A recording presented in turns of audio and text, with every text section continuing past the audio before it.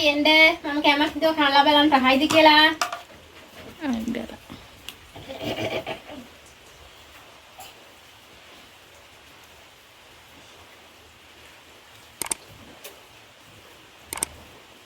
නැත වෙන්නේ.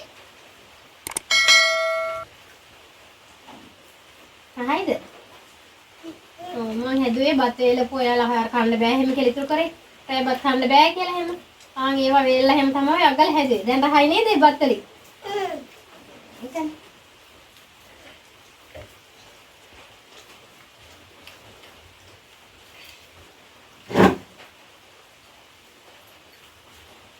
නේමනවද? අග්ගල. පොල් දාලා තින් දාලා හැම හදලා තියෙනවා. හරිනේ?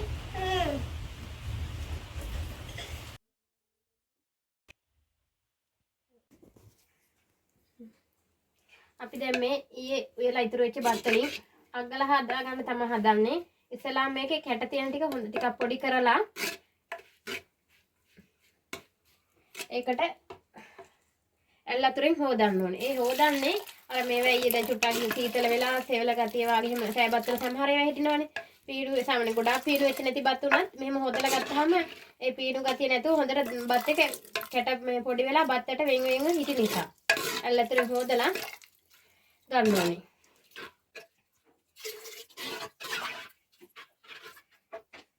ඊට පස්සේ දැන් මේක මෙහෙම කිරිගොට්ට තියලා ඒකට බත් ටික දාලා මෙහෙම පෙරා ගන්න ඕනේ වතුර ටික යන්න.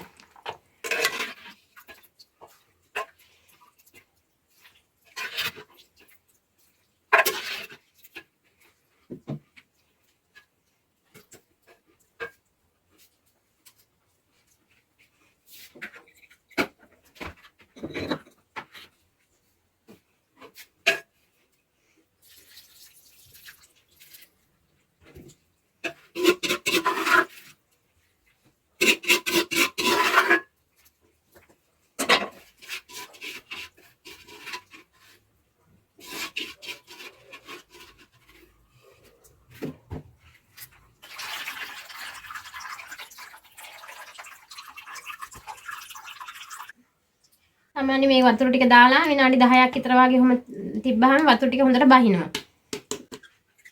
10ක් විතර තියලා බත් එකේ වතුර හොඳට බහැලා ඔය බලන්න ඔය. දැන් අපි කීවේ ගුලි කැට ඒවා මොනවත් නැහැ. දැන් බත් ටික හොඳට වෙන් වෙලා හිටලා තියෙනවා. ඊට පස්සේ දැන් අපිට මේක වේලා ගන්න ඕනේ.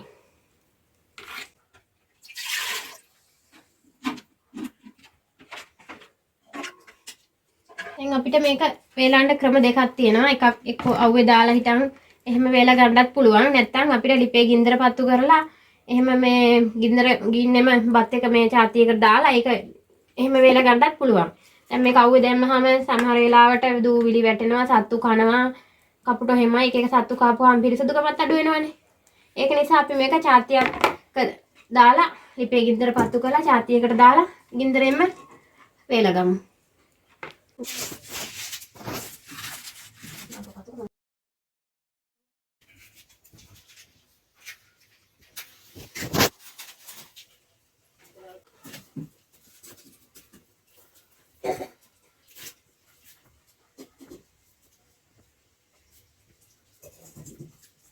බත් ටික චාතිය දාලා ලිප පත්තු කරලා මේ බත් ටික ටිකක් අර සීතල ගතිය අල්ලලා හිටන් මේ ටික රත් වෙනකන් හැඳි ගන්න නැතුව මෙහෙම හැන්දෙන් හුම තුනී කරලා මේ අපි තියමු ටිකක් වෙලා.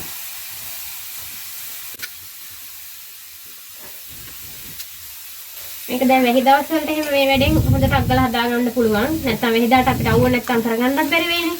ඒ හින්දා මේ වේල ගත්තාම වැස්සක් තිබුණත් ඒ බත් ටික විසික් කරන්න නැතුව මේකෙන් අපිට පොඩි ළමින්ට හරි තේ වේලකට ගන්න හරි මේ කරගන්න පුළුවන් මේ විදිහට කරගත්තාම. අපි මේ බත් බදින්න ගන්නකොට මේ සාමාන්‍ය ඔය ගෙදර තියෙන පැත්තක් ඉල්ලලා ඒ ඇතිරි මොන හරි තව පැත්තකින් කරගන්න වැඩක් මේ වගේ බත් වේලා ගන්න පුළුවන් නම් ඒ වගේ ඇතිරියක් ගන්නවා නම් හොඳයි. දැන් මේ වගේ බත් වේලපුවාම ඇතිරි අර පිච්චෙනවනේ. මේ බත් බැදෙනකොට ඇතිරි ඇතුලෙන් පිච්චෙනවා. එතකොට මේ ඇතිරි හැම ටිකක් සවුත් වෙන එක වැඩි වෙනවා. ඒ හින්දා අපි ඔය හිල් වෙච්ච මේ එකක් වගේ එහෙම තියෙනවා. එහෙම දෙයක් ගත්තත් කැමති නැහැ මේ බත් වේලා ගන්න. මේක වේලන්න බැටි ඒ වගේ නම් අමාරුයි ඉක්මනට වේලා ගන්න බැරි නිසා ඇල්මීනියම් හිල් වෙච්ච ඇතිරියක් වගේ තියෙනම් ඒක පැත්තකට තියලා හිටන් හැලෙන්නේ නැති වෙන විදිහට කියලා මේ වේලා ගන්න ඕනේ. මැටි ඒ වගේ නම් කරන්න බෑ. වැදෙන එක හැම වෙනම අඩුයිනේ. ඒ නිසා. මේ බත් වේලනකොට ගොඩාක් තද ගින්නේ නැතුව මද ගින්දරේ තමයි වේල ගන්න ඕනේ. තද ගින්දරේ දැම්මම බත් ඉක්මනට කර වෙලා මේ ඇතිරි අල්ලන ප්‍රමාණය වැඩි වෙන නිසා ඒකෙන් නම් මෙහෙම අඩු ගින්දරෙන් වේලලා බත් ටික වේලා ගමු. මේ බත් එක සාමාන්‍යයෙන් විනාඩි 20ක් විතර වගේ යනකොට බත් එක ඇට මේ ඉතින්න බත් එක මේ වේලා ගන්න පුළුවන්. එතකොට ආයේ නැවත පාරක් අග්ගල වලට කියලා බදින්න ඕනේ නැහැ. එකක් බලමුකෝ රන්වන් පාට වෙනකම් තාම හරියන්නේ නැහැ. ඒ ගානට ආවම සම්මන්ති බත් එක වේලිලා. දැන් බත් එකේ සාමාන්‍ය වතුර ගතිය පොඩ අදුරට හිඳලා තියෙන්නේ. අපි දැන් ඉන්දර දාලා මේක හොඳට බැදගමු. යාම ටිකක් හැදි ගන්න ඕනේ. නැත්නම් මුලදී හරිය හැදි ගන්න නැතුව එහෙම ලිපේ තියන්න. දැන් ටිකක් හැදි ගාලා ආයෙත් අපුම් බැදෙන්න තියෙනවා. රන්වන් පාටට බැදීගෙන ඉන්නේ. බදින කරාට පොඩ්ඩක් ගින්දර අඩු ගින්දරේ බදින්න. එතකොට බත් එක කළු වෙනව නැත්තම්.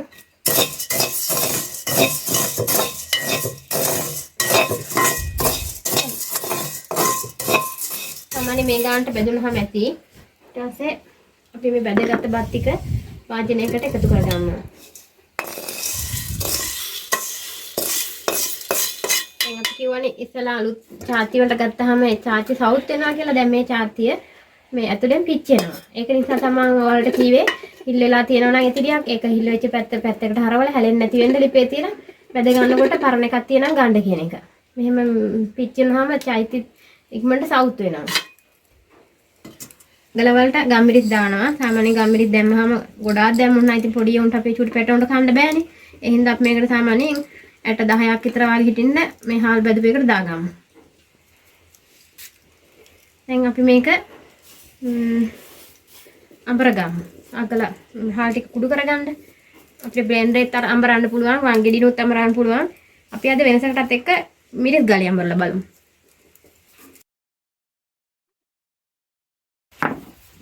දැන් අපි හාල් ටික මෙහෙම වැදගත් හාල් ටික හොඳට කුඩු වෙන්න අඹරගමු.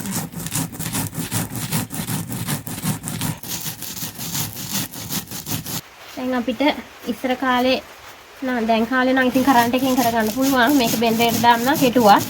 ඉස්සර කාලේ අපිට මෙව තිබ්බේ නෑනේ. ඒ කාලේ මෙහෙම මිරිස් ගාලේ අඹරලා එක්ක වංගෙඩිය කොටලා තමයි මේ වගේ කෑම හදා ගන්නකොට පිටි ටික හදාගන්නේ.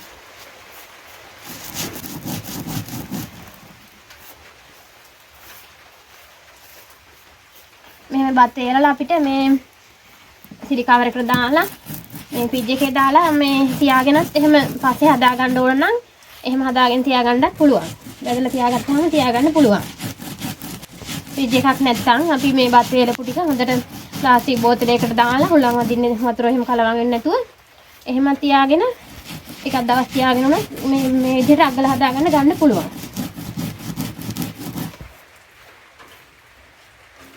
අපි දැන් මේකෙන් විසික් කරන බට් එකෙනුත් ඉතින් ආහාරයක් හදාගන්න පුළුවන් නේ. ඒ හින්දා ඉතින් ගොඩාක් දුරට දැන් කාලේ හැටියට කාල් හැමත් ගොඩක් ගණන් හින්දා අපි ඒවත් විසික් කරන්නේ නැතුව මේ කෑමක් හදාගෙන කමු. ටික හොඳ ගානට ඇඹරිලා තියෙනවා. ඊට පස්සේ මේක අපි වෙනහෙරෙන් හලලා ටික ගමු.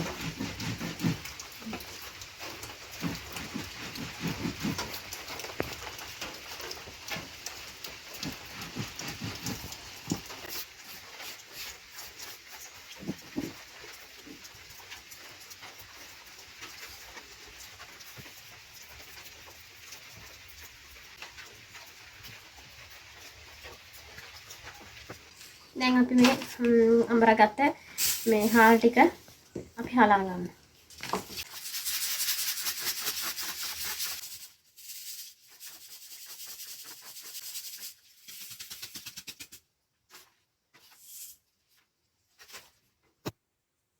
දැන් මේ හොඳට පිටි ටික හලාගත්ත පිටි ටික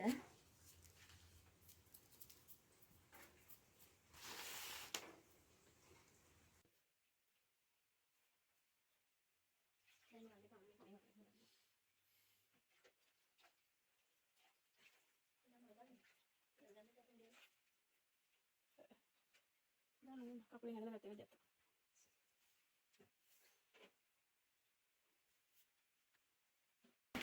දැන් අපි අග්ගලා රස වෙන්න තවත් පොල් ටිකකුත් ගාලා මේ අග්ගල වලට දාන්න පොල් ටිකකුත් ගාගමු.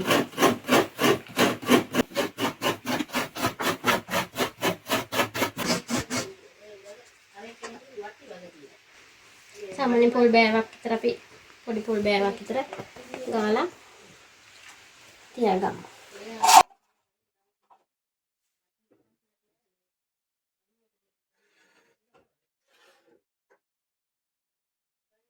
දැන් අපි අග්ගල හදාලා සීනි ටිකක් උණු කරලා ගමු.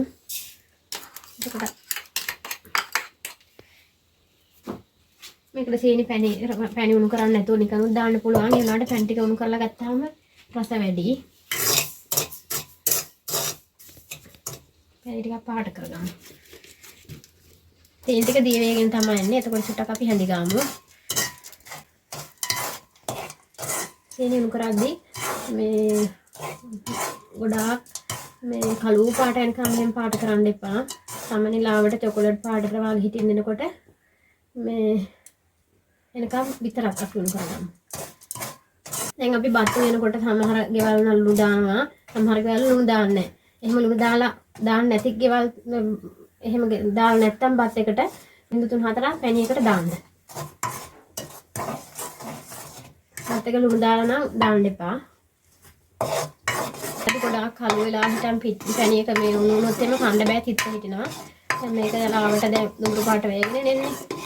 ඒක තචුට පාටුනහම මේකට වතුර එකතු කරන්න ඕනේ. මේ පාට වගේ යනම ගොඩාක් ඉතින් ඕනේ නැහැ නේ. සුදු පාට ගතිය ටිකක් නැති වෙන්න හින්දා ඒකට වතුර එකතු කරමු.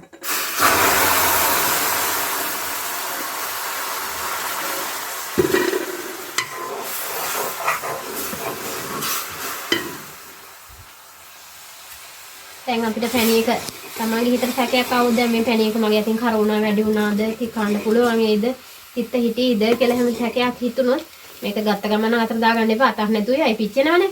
ඒ හින්දා මේක චුට්ටක් නිවෙන්න ඇරලා මොකක් හරි වාජනයකට පැණි බින්දු දෙකක් විතර දාලා පස්සේ චුට්ටක් නිමිච්චාම කට ගාලා බලන්න. එතකොට දැනෙනවා සම්පූර්ණ පැණි එක මේ කර වෙලා තිත්ත ගතිය තියද නැත්නම් හොඳට තියනවද කියලා. එහෙම දාලා හිටන් ටිකක් නිවිච්චාම කට ගාලා බලන්න. ඊට පස්සේ අපි මේකට අර ගාගත්ත පොල් ටික මේ පැණි එකට එකතු කරගමු.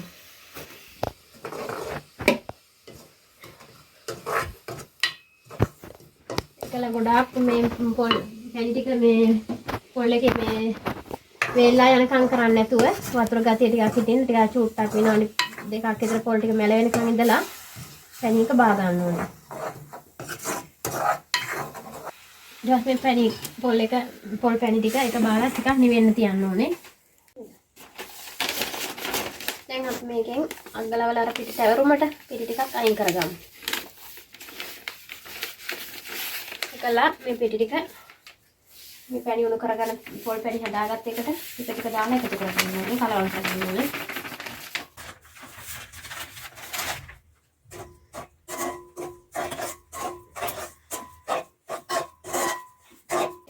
මේ ගානට වගේ ගත්තාම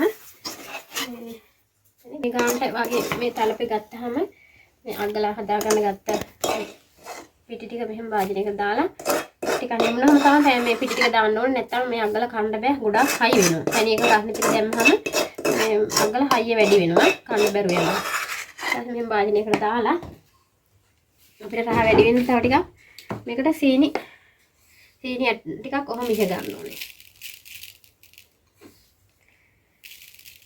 දැන් මේක ගොඩාක් මිශ්‍රණය වේලිලා නැහැ. දැන් මේක කලවම් කරලා ඊට තමන් කැමති ප්‍රමාණයට බෝල ටිකක් හදාගන්න. හදාගත්ත බෝල මේ පිටේ තවරුමේ ඔහොම තවරලා ඔහොම තියමු.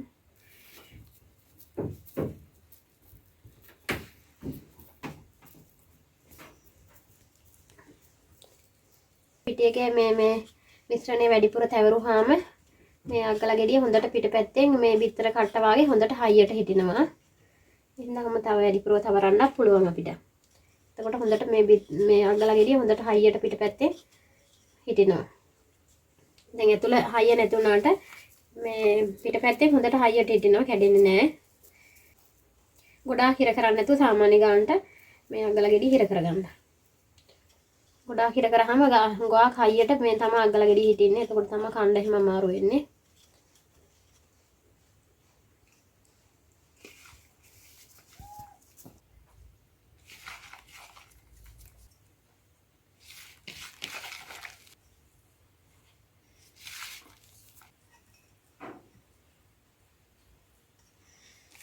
මේ බලන්න අපි මේ වේලපු බත් වලින් හදාගත්ත අග්ගල පිඟාන. මේක ඉතාලම රසවත්. ගුණත් වැඩි. අපි දැන් කාලේ බිස්කට් එකක් ගන්නවට වියදම් කරනවට වැඩිය මේක අපිට කරගෙන ළමින්ට අපේ පොඩි පැටවුන්ට එහෙම කන්න දෙන්න හොඳ පෝෂණීය ආහාරයක් වෙනවා. ඔයාලත් මේ අග්ගල හදලා කාලා බලන්න. මේ විදිහට පැණි එක චුට්ටක් නිමෙන්ඩර්ලා හදාගත්තාම අග්ගල ගෙඩිය පිටපැත්තෙන් හොඳට හයියට තියෙනවා. කැඩෙන්නේ නැහැ. ඇතුළට හොඳට මෙලෙකට ඔය හොඳ මෙලෙකට අග්ගල ගෙඩිය තියෙනවා. එතකොට වයසක කට්ටියටයි ඕනම කෙනෙකුට කන්න පුළුවන්. ඒක තමයි ඒක වෙනස. අර පැණි එක චුට්ටක් නිමෙන්ඩර්ලා තියලා හදන එකේ වෙනස මේක තමයි. මේ ගොඩාක් අර මේ අග්ගල හදන එක ගොඩාක් මේ වියලි ගතියට නැතුව සාමාන්‍ය තෙතමත ගතිය තියෙද්දි ගුලි කරලා තමයි මේ හැදුවේ. ඒ හින්දා තමයි මේ විදිහට හොඳට කන්න ලේසි විදිහට ඇතුළත් තියෙන්නේ. ඔයාලත් හදලා බලන්න. බලලා මේ වගේ චූටි බබාලට එහෙම කන්න දීලා බලන්න හොඳයි. ගොඩක් පෝෂණය තියෙනවනේ.